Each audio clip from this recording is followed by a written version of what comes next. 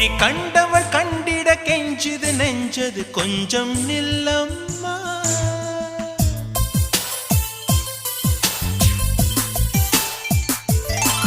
நான் வானவில்லையே பார்த்தேன், அது காணவில்லையே வேட்டேன்.